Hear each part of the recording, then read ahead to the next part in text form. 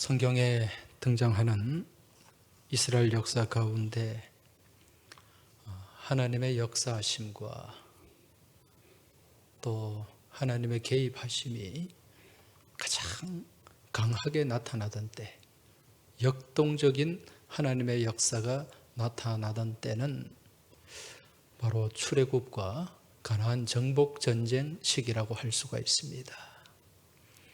우리가 이 출애굽기 말씀을 통해서도 알 수 있지만 그 하나님께서 역사하여 주셔서 애굽 땅에 10가지 재앙을 내리시고 또 그 이후에 홍해라는 바다를 갈라서 이스라엘 백성들이 그곳을 건너게 하시고 또 광야에 나왔을 때는 구름 기둥과 불 기둥으로 인도하시고 또 만나와 메추라기를 통해서 매일 먹이시는 그런 놀라운 일들을 베풀어 주셨습니다. 그 이후에 또 여호수아를 통해서 요단강이 갈라지는 기적을 보게 하셨고 또 여리고 성이 무너지고 또 가나안 정복 전쟁 가운데서 역사하시는 하나님의 놀라운 능력과 또 하나님의 개입하심을 경험할 수 있었다는 거지요.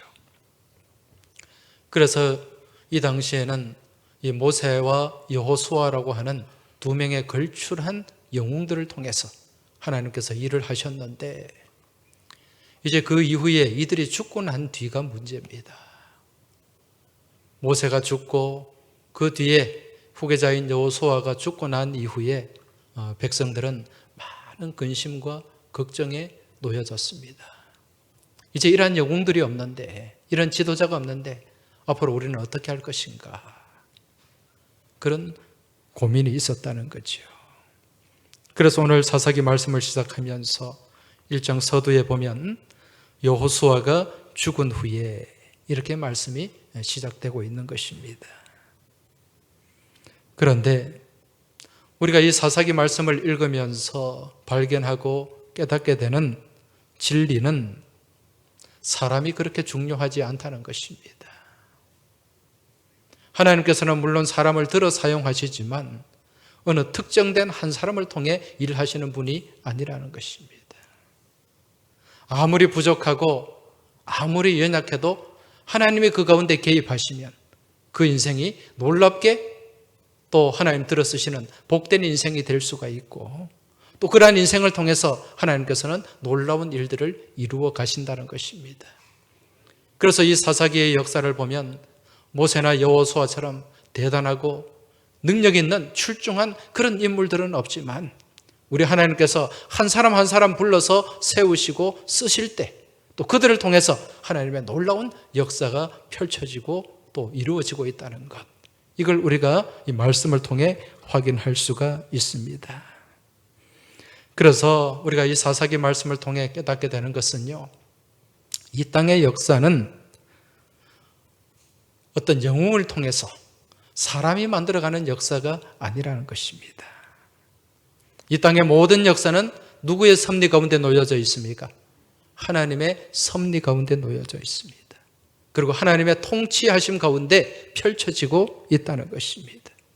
그래서 이 역사를 두고 누구의 이야기라고 하죠? 하나님의 이야기, 그분의 이야기, 히스토리라는 말이 그의 이야기, 그분의 이야기라는 의미인 것입니다. 이것은 오늘도 마찬가지입니다. 오늘 우리가 살아가는 이 시대 또한 어떤 영웅이 나서서 그 영웅이 역사를 이끌어가고 주관하는 것이 아니라 오늘 이 시대도 하나님께서는 출애굽 시대와 또 가나안 정복 시기에 역사하셨던 그 능력과 그 은혜로 우리에게 동일하게 역사하신다는 사실 믿음으로 깨달으시기 바랍니다. 그래서 오늘 이 시대를 바라보면서 너무 염려하고 걱정하고 근심할 필요가 없습니다. 요즘 어떤 분들은 우리나라 이 정치가 너무 참 불안정하고 정말 이 나라를 제대로 이끌어 나갈 지도자가 없다, 그렇게 얘기하는 사람들이 있어요. 그러면서 이 나라의 미래를 암울하게 생각하고 불안하게 바라보는 그런 마음, 그런 눈길들이 있다는 거죠. 특히 이번에 또 국회의원 선거를 치르면서 이 거대 여당이 만들어졌지 않습니까? 그러면서 더더욱 또 미래를 걱정하는 그런 분들도 있습니다. 어떤 분은 정말 이민을 가고 싶은데 코로나 때문에 이민도 못 간다. 그렇게 얘기하는 분도 없잖아 있더라고요. 근데 여러분, 이런 문제로 너무 염려하지 마시기 바랍니다. 어차피 우리는요, 과거에 보수 진영의 집권도 경험을 했고 진보 진영의 집권도 경험했는데 우리가 이러한 과정들을 거치면서 깨닫게 되는 게 있지 않습니까? 그게 뭡니까? 정치하는 사람들 다 거기서 거기더라. 다 똑같아요. 이 땅에 누가 권세를 잡고 나아가느냐, 이게 여러분 그렇게 중요한 게 아닙니다. 더 중요한 것은요, 지금 이 시대를 살아가는 백성들이 누구를 바라보고 누구를 의지하며 나아가느냐, 이게 더 중요하고 본질적인 문제임을 깨달으시기 바랍니다. 우리가 누구를 바라보고 누구를 의지해야 됩니까? 사람이 아니라 하나님을 바라봐야 됩니다. 왜? 우리 하나님이 이 역사를 주관하시고 이 역사를 통치하시고 이 역사를 이끌어 가시는 분이기 때문에 그렇습니다. 과거에 대통령 가운데 학교 다닐 때 공만 차고 정말 공부하고 답만 쌓은 그런 사람이 대통령이 되었는데도 여러분, 나라가 경제가 7% 8% 막 성장했잖아요. 근데 이에 반해서 정말 머리도 좋고 사업적으로도 성공하고 또 그런 사람이 대통령이 되었는데 생각만큼 잘 풀리지가 않았어요. 이걸 통해서 우리가 깨닫게 되는 것이 세상의 역사는 누가 만들어가는 것이 아니다, 사람이 만들어가는 것이 아니다. 누가 만든다고요? 하나님이 만들어가는 역사임을 깨달으시기 바랍니다. 그래서 오직 우리가 바라보고 의지할 대상, 유일하게 의지해야 될 대상은 누구입니까? 하나님 한 분인 줄 믿으시고 깨달으시기 바랍니다. 오늘 우리가 살펴보는 사사기 말씀이 이것을 우리에게 말씀해 주고 있습니다. 나라의 지도자가 중요한 것이 아니라 누구를 의지하느냐가 중요하다는 것입니다. 그래서 여호수아가 죽은 이후에 여호수아가 없어도 가나안의 정복 전쟁은 또 그대로 펼쳐지고 또 하나님은 또 새로운 사람들을 통해서 하나님께서 그 일들을 이루어 가시더라는 것입니다. 특별히 오늘 이 말씀은요, 이제 가나안 땅에 남아있는 이 원주민, 이 가나안 땅의 원주민 잔당들과의 전투를 통해서 하나님께서 펼쳐가시는 그 일들을 우리에게 보여주시고 귀한 영적 교훈을 주시는데, 오늘 이 말씀을 통해 또 여러분 가운데 하나님의 역사하심과 하나님의 동행하심과 하나님의 은혜를 경험하는 복된 시간이 될 수 있길 주의 이름으로 축원합니다. 지금 이 말씀, 사사기 말씀에 보면은요, 이제 여호수아를 통해서 가나안 정복 전쟁이 펼쳐지고 그리고 그 주력 부대들은 거의 다 이제 파괴가 됐어요. 근데 아직 잔당들이 남아 있는데, 여러분, 이 잔당들이 문제입니다. 이 전쟁을 함에 있어서 이 도간에 든 쥐가 무서워요. 우리는 도간에 든 쥐는 다 잡은 거라 생각하는데 도간에 든 쥐를 잘못 잡다가는 그 쥐에게 물릴 수도 있습니다. 과거 6.25 전쟁 때도 마찬가지잖아요. 6.25 전쟁 때 북한군들이 남침을 하고 난 이후에 3일 만에 서울을 점령하고 이 낙동강 전선까지 일사천리로 내려올 때는 북한군들이 그렇게 잔혹하지 않았습니다. 그런데 이제 낙동강 전선에서 패배를 하고 메가더 장군이 인천 상륙작전에 성공하고 이제 완전히 양쪽에 포위가 되고 도간에 든 쥐가 되니까 이들이 얼마나 잔혹해졌는지 몰라요. 그러면서 엄청나게 많은 사람들을 학살하고 또 죽였습니다. 이처럼 폐잔병들이 잔혹하듯이 지금 이때 이 마귀의 역사도 바로 그러한 모습으로 우리에게 다가오고 있습니다. 무슨 얘기인가? 여러분, 우리는 이 땅에 살면서 마귀와의 영적 전쟁을 치르게 됩니다. 그런데 이 마귀의 전쟁에서 우리는 이겼습니까? 졌습니까? 왜 대답이 없어요? 이 마귀와의 전쟁에서 이겼습니까? 졌습니까? 이겼습니다. 누구를 통해서? 예수님을 통해서. 이미 예수님께서 십자가를 지시고 부활하심을 통해서 마귀의 모든 권세, 악한 권세를 다 깨뜨렸어요. 그래서 마귀의 머리가 깨어졌다는 겁니다. 마귀의 본부가 깨어졌다는 것입니다. 그래서 우리는 주님만 바라보고 주님만 의지하고 주님만 신뢰하며 나아갈 때 우리는 승리하는 삶을 살아가게 되는 줄 믿으시기 바랍니다. 그런데 지금도 마귀의 역사는 펼쳐집니까? 펼쳐지지 않습니까? 펼쳐지고 있어요. 왜? 아직도 마귀의 잔당들이 남아있기 때문에. 여러분, 이런 마귀의 잔당들이요, 얼마나 교활하고 얼마나 사납고 얼마나 또 잔혹하게 우리에게 다가오는지 모릅니다. 그래서 베드로 사도는 베드로전서 5장 말씀에서 뭐라고 말씀합니까? 근신하라, 깨어라, 너희 대적 마귀가 우는 사자같이 두루 다니며 삼킬 자를 찾나니, 이렇게 말씀하는 거예요. 지금 마귀가 어떻게 우리에게 다가온다고요? 우는 사자처럼 다가온다는 것입니다. 이게 지금 궁지에 몰린 우리 예수 그리스도를 통해 완전히 무너진 마귀의 최후 발악이라는 것입니다. 따라서 지금 우리는 이 사단과의 영적 전쟁을 치르는 믿음의 삶을 살아가고 있는데, 이러한 삶을 삶에 있어서 우리는 깨어서 근신하는 믿음의 삶을 살아야 됩니다. 그리고 우리의 믿음의 자세가요, 적극적인 믿음의 자세가 되어야 됩니다. 이 적이 나를 우습게 볼 때는 언제 우습게 봅니까? 내가 겁을 내고 뒷걸음칠 때 적이 나를 우습게 보고 더 강하게 달려들게 된다는 거죠. 그렇다면 우리는 마귀를 어떻게 대적해야 됩니까? 두려워하며 뒷걸음치는 것이 아니라 앞에 서서 적극적인 믿음, 능동적인 믿음으로 이 마귀와 적극적인 영적 전투를 치루어야 된다는 것입니다. 그럼 뒷자리에 머물러야 될까요? 선봉에 서야 될까요? 선봉에 서야 됩니다. 영적 전투에 믿음의 선봉에 서는 우리 믿음의 삶이 되어야 된다는 것입니다. 왜 선봉에 서야 되는가? 선봉에 서야만 적극적인 자세, 긍정적인 마인드로 최선을 다할 수가 있기 때문에 그렇습니다. 사람이 뒤로 물러나면은요, 소극적이 될 수밖에 없습니다. 그러나 앞으로 적극적으로 전진하면 긍정적인 마인드를 가지고 그러한 마인드 가운데서 적극적으로 대처하고 또 승리하는 삶을 살아가게 되는 줄 믿으시기 바랍니다. 우리는 그러한 사실을 민수기 13장을 통해 우리가 확인을 할 수가 있습니다. 민수기 13장에 보면 어떤 사건이 나오는가? 우리가 잘 아는 이 12명의 정탐꾼 사건이 나오고 있습니다. 모세가 이 가나안에 들어가기 전에 12명의 정탐꾼을 보냈죠. 거기서 40일 동안 그 땅을 탐지했습니다. 정탐하고 돌아온 12명의 정탐꾼 보고가 어떠했습니까? 어떻게 나뉘어졌습니까? 10대 2로 나뉘어졌습니다. 먼저 이 10명의 정탐꾼들은 어떤 보고를 했죠?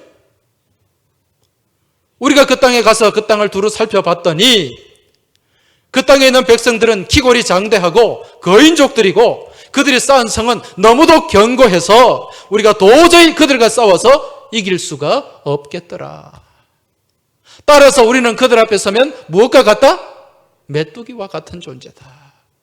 도저히 싸워서 이길 수가 없다는 거예요. 그러나 나머지 2명의 정탐꾼, 여러분 그들의 이름이 무엇입니까? 여호수아와 갈렙입니다. 그들은 어떤 보고를 했죠? 그 땅을 탐지해 봤더니 물론 그 땅에는 장대한 민족이 있고 그들의 성도 견고하지만 그러나 누가 나와 함께 하시면, 하나님이 나와 함께 하시면 능히 그들을 쳐서 무찌를 수 있고 우리는 승리할 수 있다. 하나님이 나와 함께 하시면 그들은 우리의 무엇이다? 밥이다. 우리의 먹이다. 여러분 완전히 자세가 다르잖아요. 바라보는 시각이 다르잖아요. 결국 그 결과가 어떻게 다가왔습니까? 부정적인 보고를 하고 우리는 그들 앞에 서면 메뚜기와 같은 초라한 존재다. 자기 비하를 해도 엄청난 이런 비하를 했던 이 10명의 정탐꾼들 가나안 땅에 들어갔습니까? 못 들어갔습니까? 들어가지 못했습니다. 그러나 그들은 우리의 밥이다. 그들은 우리의 먹이라고 강력하게 믿음으로 선포했던 이 여호수아와 갈렙은 그 땅의 주인이 될 수 있었다는 것입니다. 할렐루야. 이게 우리가 어떤 믿음의 자세를 갖느냐, 그 결과라는 것입니다. 지금 오늘 이 본문에 등장하는 이제 이스라엘 백성들도 이제 적극적인 믿음, 능동적인 믿음, 긍정적인 믿음, 그리고 선봉에 서는 그러한 신앙의 자세를 통해 이제 얻게 되는 그 결과를 우리에게 보여주고 있는데, 지금 이 본문의 상황은요, 이제 여호수아를 통해서 이 가나안 땅의 대부분의 땅이 정복되고 지금 잔당들이 남아 있는데 그들의 저항이 얼마나 더 센지 모릅니다. 이러한 때에 지금 이제 이스라엘 백성들이 아도니 베색이라고 하는 아주 강력한 군대, 강력한 왕을 만나게 되었는데, 이들과 싸움에 있어서 누가 먼저 갈 것인가, 누가 선봉에 설 것인가, 이걸 정해야 되는데 지금 아무도 나서는 사람이 없어요. 이들을 향한 두려움이 있다는 거죠. 오늘 1절 말씀 한번 보시기 바랍니다. 여호수아가 죽은 후에 이스라엘 자손이 여호와께 여쭈어 이르되 우리 가운데 누가 먼저 올라가서 가나안 족속과 싸우리이까. 지금 자기들끼리 답이 없으니까 누구에게 여쭙습니까? 하나님께 여쭈어요. 여러분, 이거는 지혜가 있는 겁니다. 우리가 어떤 문제를 만났을 때 누구를 통해 문제를 해결해야 되죠? 하나님을 통해 해결을 해야 됩니다. 하나님의 지시하심과 하나님의 인도하심을 우리가 받아야 된다는 거죠. 이렇게 하나님께 여쭈었을 때 하나님의 응답이 무엇입니까? 2절 말씀 보십시오. 여호와께서 이르시되 유다가 올라갈지니라. 누가 올라가라고 말씀합니까? 유다가 올라가라. 하나님의 명령입니다. 여러분, 하나님의 명령은 우리가 어떻게 받아야 됩니까? 순종으로 받아야 됩니다. 그 명령을 순종으로 받아 순종하며 나아갈 때 그 가운데 은혜가 있고 열매가 있고 축복이 있는 줄 믿으시기 바랍니다. 내가 좀 부담스러워도요, 내가 힘들어도 믿음으로 그 명령을 받고 순종하며 나아가야 된다는 거죠. 아이고, 난 지금 이렇게 좀 여러 가지 상황이 좋지 않아가지고 지금 내가 선봉에 설 수 없는데요, 뒷걸음치며 뒷전으로 물러나면 아무런 은혜도 능력도 없다는 것입니다. 그런데 유다가 대단한 것은 하나님께서 명령하셨을 때 그 명령을 어떻게 받았습니까? 순종함으로 받았다는 거죠. 유다가 올라갈지니라. 보라, 내가 이 땅을 그의 손에 넘겨주었노라. 하나님이 선포하십니다. 이미 내가 너희들에게 넘겨주었다. 이 말씀을 했을 때 유다는 이 말씀을 어떻게 받았죠? 믿음으로 받습니다. 그러면서 3절을 한번 보십시오. 유다가 그의 형제 시므온에게 이르되 내가 제비 뽑아 얻은 땅에 나와 함께 올라가서 가나안 족속과 싸우자. 그리하면 나도 내가 제비 뽑아 얻은 땅에 함께 가리라 하니 이에 시므온이 그와 함께 가니라. 할렐루야. 유다가 이 하나님의 말씀, 하나님의 명령에 순복하면서 누구와 함께 동행합니까? 시므온과 함께 동행하는 거죠. 시므온도 이 유다의 제안에 또 같이 협력을 했기 때문에 또 하나님 예비하신 은혜를 받을 수가 있습니다. 여러분, 이건 무엇을 우리에게 말씀하는가? 내 주변에 좋은 사람이 있어야 된다는 거예요. 내 주변에 선한 영향을 끼치는 사람, 정말 영적으로 도움이 되는 사람이 내 주변에 많을 때 그게 내게 은혜가 되고 내게 축복이 되는 줄 믿으시기 바랍니다. 원래 이 시므온은 누구와 친했습니까? 시므온과 친한 사람이 있었어요. 누구죠? 시므온과 레위. 시므온과 레위. 이 두 사람이 같이 붙어 다닐 때는요, 참 좋지 않았습니다. 그래서 사흥세기 49장에 보면 아버지 야곱이 이 12아들을 축복하고 저주하는데 이 시므온과 레위는요, 저주를 받고 있어요. 이 두 아들을 향해서 잔해하는 기계다. 옛날 번역에 보면 그런 말을 합니다. 아주 잔혹하게 해치는 그러한 도구라는 것이죠. 그러면서 이 땅 가운데 흩어지리로다. 그렇게 이들에게 저주를 합니다. 왜 이런 저주를 받았는가? 그것은 창세기 34장을 보면 그 이유를 알 수가 있습니다. 창세기 34장을 보면은요, 야곱이 이 가족들과 함께 세겜이라고 하는 땅에 머물게 됩니다. 이 세겜에 머물렀을 때 이제 그 땅에 이제 여러 가지 상황들이 궁금해졌던 그 딸 디나라는 딸이 있었어요. 그 딸이 동네를 이렇게 살피러 나갔다가 그 세겜의 그 추장이 하몰의 아들이 세겜입니다. 이 세겜에게 그만 이 디나가 성폭행을 당하고 맙니다. 이걸 본 그 오빠들이 마음이 얼마나 상했겠어요. 복수심에 불탔겠죠. 그런데 이 디나를 성폭행한 이 세겜은 진짜 디나를 연모했습니다. 그래서 이 디나와 결혼하게 해달라고 그렇게 조르고 애걸복걸을 합니다. 이때 우리는 할례 받지 아니한 이방인들과는 사돈을 맺을 수 없다.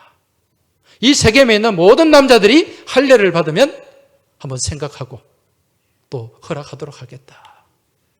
그러니까 이 세겜과 그 동네 남자들이 다 할례를 받았어요. 그런데 문제는 할례를 받고 3일 뒤에 무슨 일이 있었습니까? 이 남자들이 할례를 받고 3일쯤 뒤에 이 고통 가운데 제대로 움직이지도 못할 때 이 시므온과 레이가 그냥 칼을 들고 가가지고 걷지도 못하는 남자들 다 죽여버렸어요. 이 일로 인해 가지고요, 야곱의 가정이 얼마나 큰 위험에 처했는데 완전히 멸족을 당할 그런 위기에 놓여지게 됩니다. 아버지가 얼마나 화가 났겠어요. 이 시므온과 레이가 그렇게 붙어 다니다가 그런 사고를 치고 만 거죠. 그래서 이 야곱이 이 두 아들을 향해서 그들의 칼은 폭력의 도구라다. 내가 이스라엘 중에 흩으리로다. 다른 아들 축복하면서 이렇게 저주하는 것을 보게 됩니다. 그런데 이러한 시므온이 레이가 아닌 찬송이라고 하나님을 향한 찬송을 드리는 유다를 만났을 때 어떤 결과가 나타납니까? 기업을 받지도 못했던 시므온이 기업을 소유하게 되는, 또 전쟁 가운데 나가서 승리하게 되는 그런 은혜와 복을 누리게 된다는 것입니다. 여러분, 이러한 사실을 통해서 지금 현재 내 주변에 어떤 사람이 있느냐, 이게 굉장히 중요하다는 것을 우리가 깨달아야 됩니다. 왜냐? 사람이라고 하는 존재는 같이 만나서 같이 대화하고 같이 교제하는 가운데 무엇을 주고받기 때문에? 영향을 주고받기 때문에 그렇습니다. 문제는 그러한 영향을 주고받음에 있어서 여러분, 긍정적인 영향이 파급력이 클까요? 부정적인 영향이 파급력이 클까요? 부정적인 영향입니다. 심리학자들의 그 연구에 따르면은요, 이 부정적인 영향이 긍정적인 영향보다 5배 이상 파급력이 강하다고 얘기를 합니다.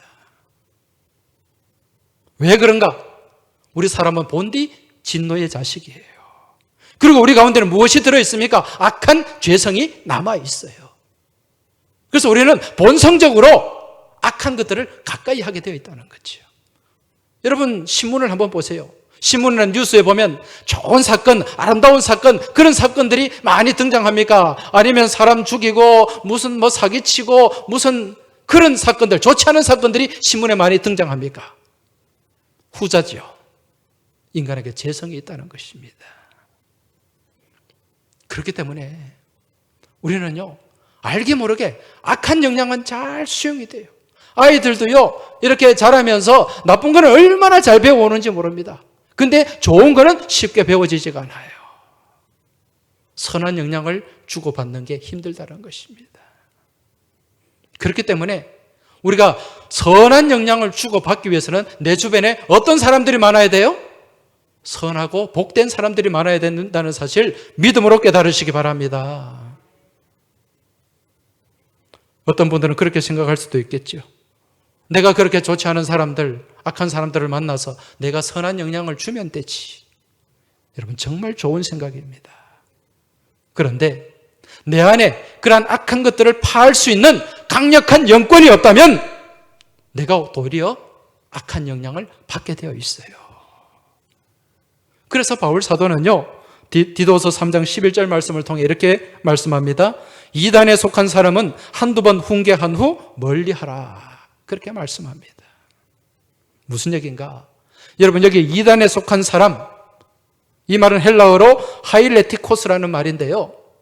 이 하일레티코스라는 말은 거짓 교사, 이단이라는 뜻도 있지만은 다르게는 분리론자, 파당을 짓는 자, 악한 자, 이런 의미가 여기에 같이 포함이 되어 있습니다.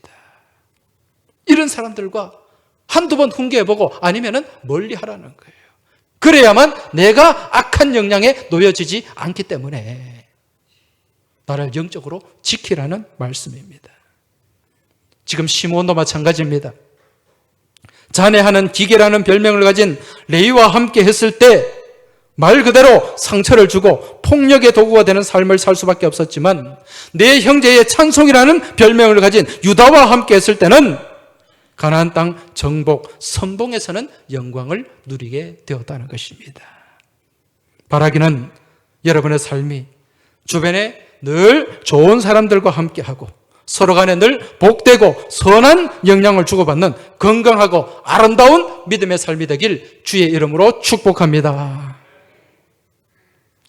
이제 이처럼 유다와 시므온이 하나님의 명령에 순복해서 가나안 전쟁의 선봉에 서서 믿음으로 나아갔을 때 어떤 결과를 맞이하게 되었는가? 오늘 본문 4절 이후에 보면은 먼저 4절을 보십시오. 유다가 올라가매 여호와께서 가나안 족속과 브리스 족속을 그들의 손에 넘겨주시니 그들이 벳색에서 몇 명을 죽이고 10,000명을 죽이고 대승을 거두었다는 거예요. 큰 승리를 거두게 됩니다. 그리고 그 이후에 또 어떤 일이 벌어지는가? 지금 이 가나안 지역의 패권을 잡고 있는 아도니 벳색이라고 하는 왕이 있습니다. 강력한 군주예요. 그런데 6절에 보면 아도니 벳색이 도망하는지라 그를 쫓아가서 잡아 그의 엄지손가락과 엄지발가락을 자르매. 이 강력한 군주 아도니 벳색에 무엇을 잘랐다고 말씀합니까? 엄지손가락과 엄지발가락. 여러분, 지금 이것은요, 엄지손가락이 잘리고 엄지발가락이 잘리는 것은 이 당시 관습에 따르면 굉장히 치욕스러운 겁니다. 왜? 이게 잘리고 나면 아무것도 할 수 없기 때문에. 한번 생각해 보세요. 지금은 내 손에 엄지손가락이 있어요. 이거 잘리면은 뭘 제대로 할 수 있습니까? 물건을 집을 수 있어요? 뭘 만들 수 있습니까? 싸울 수 있습니까? 금지나 중지나 하나 없어도 웬만한 건 다 할 수 있는데 엄지가 없으면은 못 한다는 거예요. 아무것도 할 수 없는 존재가 되었다는 거죠. 엄지발가락도 마찬가지입니다. 우리가 걷는 데 있어서 가장 힘을 많이 받쳐주는 게 뭡니까? 엄지발가락이에요. 엄지발가락이 없으면 제대로 뛰지도 못하고 엄지발가락이 없으면 제대로 싸우지도 못하고 그렇게 되는 거죠. 지금 아도니 벳색에 이 엄지손가락, 엄지발가락이 잘렸어요. 그러면서 이 아도니 벳색이 뭐라고 얘기합니까? 7절에 아도니 벳색이 이르되 옛적에 70명의 왕들이 그들의 엄지손가락과 엄지발가락이 잘리고 내 상 아래에서 먹을 것을 줍더니 하나님이 내가 행한 대로 내게 갚으심이로다 하니라. 무리가 그를 끌고 예루살렘에 이르렀더니 그가 거기서 죽었더라. 예전에 이 아도니 벳색이 잘 나갈 때 몇 명의 왕들이? 70명의 왕들이 자기한테 엄지손가락 잘리고 엄지발가락 잘렸다는 거예요. 아주 잔혹하게. 그리고 치욕을 준 거죠. 근데 지금 이제 와서 이제 자기가 엄지손가락이 잘리면서 무엇을 깨닫습니까? 결국 이게 내가 행한 대로 내가 받게 되는구나. 이걸 깨닫게 된다는 거죠. 여러분, 갈라디아서 6장 7절의 말씀에 보면 심은 대로 거둔다는 말씀이 있습니다. 바라기는 좋은 것을 심으시기 바랍니다. 복된 것을 심으시기 바랍니다. 아름다운 것을 심으시기 바랍니다. 그걸 심으면 심은 대로 거두게 되어 있어요. 종자불변의 법칙이 분명히 있습니다. 악한 것을 심어놓고 좋은 것을 거두려고 하지 마시기 바랍니다. 아름답지 못한 것을 심어놓고 아름다운 열매를 거두려고 하지 마시기 바랍니다. 내가 좋은 것을 심어야 됩니다. 그리고 먼저 좋은 것을 베푸는 복된 믿음의 삶이 되시길 주의 이름으로 축원합니다. 이제 이 아도니 베섹이 이렇게 죽음으로 인해서 이제 이 유다는 그 소문이 이 가나안 땅 전역에 퍼져나가게 됩니다. 그리고 가나안 민족들이 이제 긴장을 하고 이 정복 전쟁이 이제 이 유다 지파와 시므온 지파가 선봉의 섬을 통해서 완성이 되게 된다는 것입니다. 그 이후에 여러분, 이스라엘 지파가 땅을 분배받는데 가장 넓은 땅을 분배받은 지파가 무슨 지파였습니까? 유다 지파였죠. 그 이유가 있습니다. 여러분, 지금 이스라엘 민족을 무슨 민족이라고 합니까? 유대인이라 그러죠. 유대인이 유다인입니다. 나머지 지파들은요, 이제 아수르와의 이 전쟁 패망하고 난 뒤에 다 흩어지고 멸족이 되었지만은 바벨론 포로에도 불구하고 끝까지 남아있는 백성들은 무슨 지파였습니까? 유다 지파였어요. 그래서 이스라엘 민족이 유다인이 된 겁니다. 그리고 이 지파에서 누가 나왔습니까? 다윗이 나오고 그 뒤에 누가 나왔어요? 예수님이 나오게 된 거죠. 할렐루야. 이게 선봉의 선, 축복인 줄 믿으시기 바랍니다. 그래서 우리가 이 땅에 이 시대에 우리가 믿음의 삶을 살면서도 이런 동일한 믿음의 모습이 우리에게 있어야 돼요. 먼저 긍정적인 믿음의 눈을 가지고 하나님께서 명령하실 때 그 명령을 어떻게 받아야 된다? 순종함으로, 순복함으로 받아야 된다는 거죠. 하나님 말씀에 뒷걸음치지 마시기 바랍니다. 하나님 명령의 뒷자리에 머물지 마시고 선봉에서는 여러분의 복된 삶이 되시길 주의 이름으로 축원합니다. 그래서 지금 현실이 암울할지라도 하나님이 나와 함께 하시면 할 수 있다, 하면 된다, 하자라는 믿음으로 나아갈 수 있길 주의 이름으로 축원합니다. 내게 능력 주는 자 안에서 내가 모든 것을 할 수 있느니라. 이 말씀 붙잡으시길 주의 이름으로 부탁드립니다. 그래서 우리는 믿음에 어디에 서야 된다고요? 뒷자리입니까? 선봉입니까? 선봉에 서야 돼요. 오늘 말씀처럼 누가 먼저 올라가서 가나안 족속과 싸우리까? 누가 먼저 올라갔습니까? 유다가 올라가고 시므온이 올라갔죠. 오늘 우리의 믿음의 삶도 마찬가지입니다. 뒷전에 머무는 믿음이 아니라 앞자리에 선봉에서는 복된 믿음 되시길 주의 이름으로 축원합니다. 그럼 우리가 무엇의 선봉에 서야 될까요? 무슨 선봉에 서야 됩니까? 첫 번째는 예배의 선봉에 서야 됩니다. 여러분, 예배의 앞자리에 서시길 주의 이름으로 축원합니다. 오늘 우리가 앉은 이 자리, 예배의 앞자리, 물론 앞자리에 앉는 게 좋아요. 이 자리를 말씀드리는 게 아니라 모든 예배에 내가 앞장서야 된다는 것입니다. 모든 예배에 내가 최선을 다해야 된다는 것입니다. 교회에서 이루어지는 모든 예배는 내가 헌신적으로 참여해야 된다는 것입니다. 지금 코로나19로 인해서 예배가 많이 지금 위축되었습니다. 여러분, 예배의 뒷자리에 머물지 마시고 예배의 선봉에서는 은혜가 있길 주의 이름으로 축원합니다. 왜? 이 예배는 누가 기뻐하시는 일이기 때문에, 하나님이 기뻐하시는 일이기 때문에.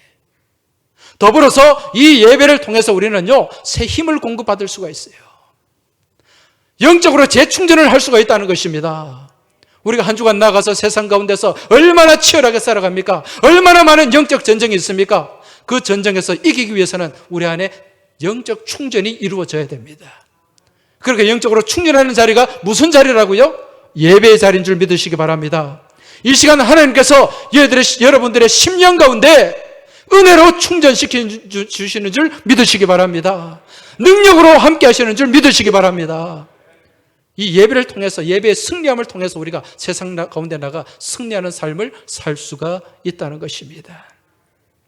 그 다음 또 우리는 무엇의 선봉에 서야 될까요? 기도의 선봉에 서야 됩니다. 기도의 앞자리가 우리의 자리가 되어야 된다는 것입니다. 교회에서 이루어지는 모든 기도의 자리는 내가 적극적으로 열심을 다해 선봉에 서야 됩니다, 여러분. 왜? 기도는 누구와의 대화이기 때문에, 하나님과 대화요, 하나님과의 만남이기 때문에. 이 기도는요, 하나님의 능력을 우리의 삶의 자리로 옮겨오는 그 과정인 줄 믿으시기 바랍니다. 내가 하면 넘어질 수밖에 없고, 내가 하면 패할 수밖에 없지만, 기도로 우리 주님이 함께 하실 때 여러분, 우리는 승리하게 되는 줄 믿으시기 바랍니다. 그렇기 때문에 기도가 중요한 거예요. 그 다음 세 번째로 우리는 무슨 자리에 서야 되는가? 헌신의 선봉에 서야 됩니다. 헌신의 자리, 그 자리도 선봉에 서야 된다는 거예요. 왜 그런가? 우리는 이 헌신을 통해서 하나님의 일을 감당하고 하나님의 사역 가운데 하나님 나라를 확장시켜 나갈 수가 있기 때문에 그렇습니다. 여러분, 우리 주변에 헌신의 자리가 많이 있지 않습니까? 그러한 자리에 뒷자리에 머물지 마시고 항상 앞자리에 선봉에 서서 최선을 다해 헌신하고 봉사하는 믿음의 삶을 살아가시길 주의 이름으로 축원합니다. 그러한 믿음의 삶을 살아갈 때 우리에게 무엇이 주어지는가? 상급이 주어지게 된다는 것입니다.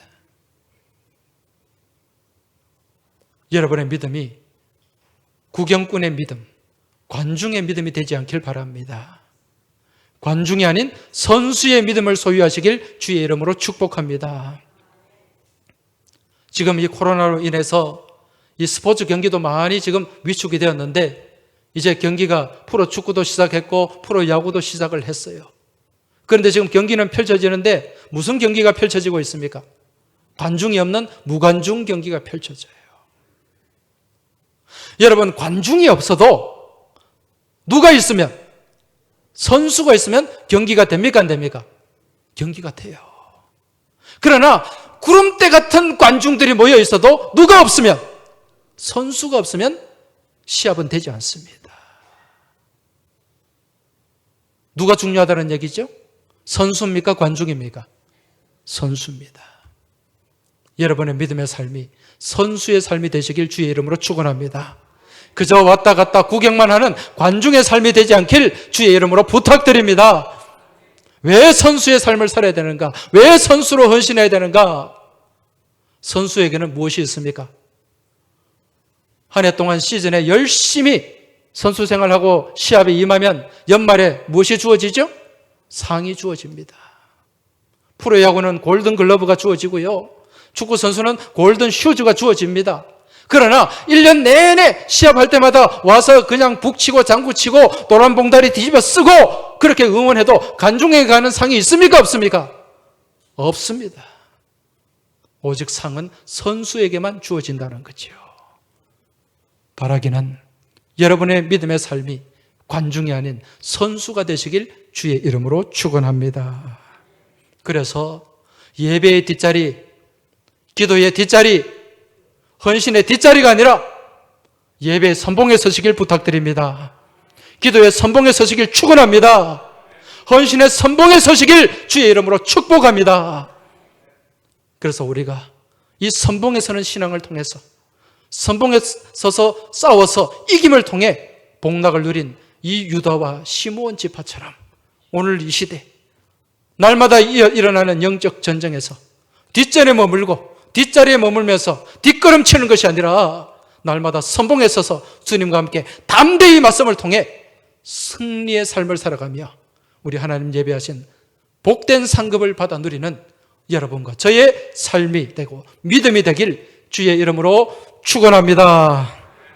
기도드리겠습니다. 하나님 아버지, 뒷걸음치지 않게 하여 주옵소서.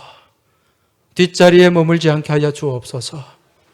오늘 말씀하신 것처럼 먼저 올라가는 선봉에 서서 예배의 선봉, 기도의 선봉, 헌신의 선봉에서는 저희 모두가 되게 하여 주옵시고, 그리하여 우리 하나님 예배하신 하늘의 상급을 받아 누리는 복된 믿음의 삶, 믿음의 여정이 되게 하여 주옵소서. 우리 주님 예수 그리스도 이름으로 기도하옵나이다. 아멘.